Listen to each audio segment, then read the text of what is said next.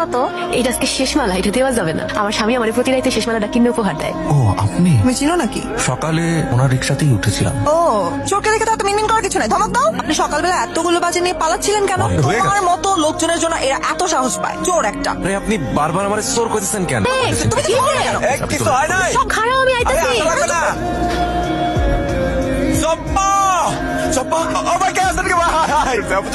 শোনো আমার কথা শোনো। পুলিশ মামলা হবে, অনেক ঝামেলা হবে আসাদ, ওখানে যাওয়া যাবে না। আমি যাবো না।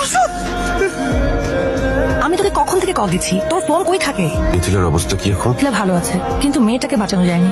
মিথিলাকে বাঁচানোর কোনো উপায় আছে বলতো? যে কোনো উপায় মিথিলাকে কিন্তু বাঁচাতে হবে। স্যার আমার সম্পর্কে বাইরে বলেছে স্যার। যে মেয়েটা মারা গেছে ওর হাজবেন্ড। অভিযোগ যদি প্রমাণ হয় তাহলে মিথিলা যাবজ্জীবন হবে। বাঁচানোর উপায় কি এখন? সবচেয়ে সহজ অপশন মেয়েটার হাজবেন্ড। ও যদি কেসটা তুলে নেয়, গরিব, মেবি অল্প টাকায় ম্যানেজ হয়ে যায়। ওই তো মালিক, কথা বলি চল। তোকে দেখলে রিয়াক্ট করতে পারে। আপনি আমারও কি স্যার? এত কথার কোনো দরকার নাই। আপনার কত টাকা লাগবে সেটা বলেন। আপনার বউ মারা গেছে সেটা আমরা জানি, সেটার জন্য আমরা অনুতপ্ত। কিন্তু আপনার এখন কি দরকার জানেন? আপনার দরকার টাকা। এখন আপনার যে টাকার দরকার সেই টাকা আমি দেবো, যেন সারা জীবন আপনি পায়ের তাইকা আরামসে থাকতে পারেন। এটা তো আপনার গায়ে ফেলা উচিত ছিল। আপনার তো থুতুরও যোগ্য না। আপনার বউ কি করছে জান? আপনার বউ তো ওখানে আমার বউডারে মারে নাই, আমার বউয়ের পেটে ছিল বাচ্চা, আমার বাচ্চা। সেই মানুষটা আর পর্যন্ত পৃথিবীতে আয় নাই, তারিনি আপনি সভা করতে আইছে। আপনারা কি মানুষ? আপনার মানুষটা। ওর বিষয়টা আমি পরে দেখছি, যেভাবেই হোক আমি আরেকটা ক্লু খুঁজে বের করবো। বলুন আপনার কি সমস্যা? সমস্যাটা আপনারাই তৈরি করেন। যিনি গাড়ি চালাচ্ছিলেন দোষ সবসময় তারই হবে কেন? যিনি রাস্তা পার হচ্ছিলেন ভুলটা তো তারও হতে পারে। দেখুন ম্যাডাম, আপনি একজন সিনিয়র লয়ার, আপনি সবকিছু জানেন, সবকিছুই বোঝেন। তাছাড়া কোনটা সঠিক কোনটা ভুল তা কিন্তু কোর্টেই প্রমাণিত হয়। এখন লটা কি আপনার কাছ থেকে শিখতে হবে? এটা কি বলছেন? দেশ খ্যাত বিখ্যাত লয়ার রিমা রহমান কি আমি শেখাবো ল? কেস কোর্টে যেতে 2 দিন সময় লাগবে, তারপর চাইলে কোর্ট থেকে জামিন করাতে পারবেন। বিষয়টা যদি এত সোজা হতো আমি আপনার এখানে বসে সময় নষ্ট করতাম না। দেখুন ম্যাডাম, সবকিছু একটা পজিটিভ দিকও থাকে। তাছাড়া এমন কাউকে খুঁজে পাওয়া যায়নি যিনি নিজের চোখে সবটা দেখেছেন, তাই এক্ষেত্রে আমরা অন্ধ। যদি এমন কাউকে খুঁজে পাওয়া যায় সেক্ষেত্রে দৃষ্টিভঙ্গি অন্যরকম হতে পারে। স্টপ। এই যে এই পাশের কাপলটাকে একটু জুম করেন তো। এনাম সাহেব, আমি আপনাকে ছবিটা হোয়াটসঅ্যাপ করছি, এই কাপলটাকে এখনই লোকেট করেন। Okay ma'am. ভাইয়া এটা তো অন্যায়। মেয়েটা যদি রাস্তা পার হওয়ার জন্য দোষী হয়, ওভার স্পিডের জন্য আপনার বউ তো অনেক বড় দোষী। এরকম একটা মিথ্যা সাক্ষী আমরা দিতে পারবো না, আমাদেরকে ক্ষমা করবেন। আপনার যত টাকা লাগবে আমি দেবো। প্লিজ আপনি আমার স্ত্রীকে বাঁচান। আপনার স্ত্রী আরেকজনের স্ত্রীকে খুন করেছে, তাই না?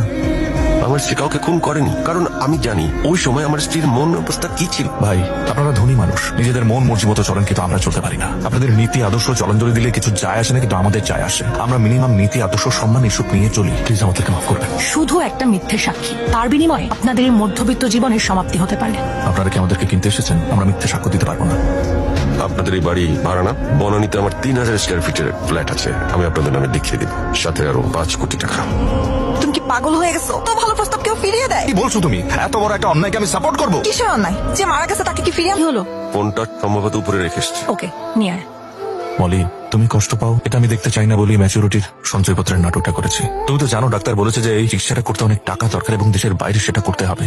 এত কষ্ট করে যাকে এই দুনিয়াতে আনবে, জন্মের আগে তাকে এমন একটা অপরাধের সাথে জড়িয়ে ফেলবে। মিথ্যে বললে হয়তো কিছু টাকা আমরা পাবো, সেই টাকা দিয়ে খুব সহজেই দুনিয়াতে আমাদের সন্তানকে নিয়ে আসতে পারবো। কিন্তু জন্মের আগেই সন্তানকে মিথ্যের কাছে বিক্রি করে দেবে। বাবা হয়ে আমার এমনটা কি করা উচিত বলো? আবেগ দিয়ে না দুনিয়া চলে না। দুনিয়ার প্রতিটা পদে পদে টাকার দরকার। কিন্তু সেটা এইভাবে অন্যায় করে নয়, সেটা একটা কষ্ট করে অর্জন করতে হয়।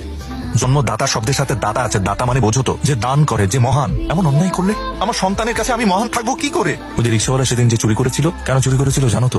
তার সন্তানের জন্য। সে কথাটাই বারবার বলছিল আমাকে। আমি চাই না আমার জন্য আমার সন্তান অপমানিত হোক, আমি চাই আমার জন্য আমার সন্তান গর্ব করুক। আমি হয়তো তাকে টাকা দিয়ে স্বাচ্ছন্দ্য দিতে পারবো না, কিন্তু সারা জীবন বট গাছের মতো আগলে তো রাখতে পারবো। এইটুকু আমার সন্তানের জন্য আমি করতেই পারি, এবং সেটা আমি করবোই। মিথিলা, রিমা ব্যবস্থা করে দিল, সেই জন্যই তোমার সাথে দেখা করতে পারলাম। এখন তোমার খুব সময় না আমার সাথে দেখা করার। আজ একজন মানুষের সাথে কথা হলো, একজন বাবা, এমন একজন বাবা যাকে নিয়ে তার সন্তান আজীবন গর্ব করতে পারে। কিন্তু আমি কি তেমন বাবা যে আমাকে নিয়ে আমার সন্তান আজীবন গর্ব করতে পারে? ঠিকই বলছো, আমি একটা অসামাজিক প্রাণী। কারণ সামাজিক প্রাণীর না সন্তান জন্ম দেওয়ার ক্ষমতা আছে, আমার সেটাও নাই। এটা কোনো কথা? বুঝো নাই? প্রতিবেশী থেকে শুরু করে আত্মীয় স্বজন প্রত্যেকে একই কথা বলে। কেন বাচ্চা নিচ্ছ না? বিয়ের এতদিন হয়ে গেছে, কেন বাচ্চা নিবা না? কি হয়েছে? কার সমস্যা? কি প্রবলেমের কারণে বাচ্চা নিচ্ছ না? এগুলো শুনতে শুনতে না আমি একদম ক্লান্ত হয়ে গেছি আসাদ। আচ্ছা ঠিক আছে বাবা। কিচ্ছু ঠিক নাই। এই যে আমি সব জায়গাতে এত অপমানিত হই, তুমি এগুলো জানো? তুমি জানবা কিভাবে? তুমি তো পুরুষ মানুষ, তোমার তো এগুলোর মুখোমুখি হতে হয় না, এগুলোর দায়ভার নিতে হয় না। নিঃসন্তান হওয়ার দায়ভার নারীর। এই যে বিয়ে করেছি না, বিয়ে করা হচ্ছে একটা পরীক্ষা নারীর জন্য, আর সন্তান জন্ম দাও সেই পরীক্ষার রেজাল্ট। কালকে আমরা দুজনেই ডাক্তারের কাছে যাবো।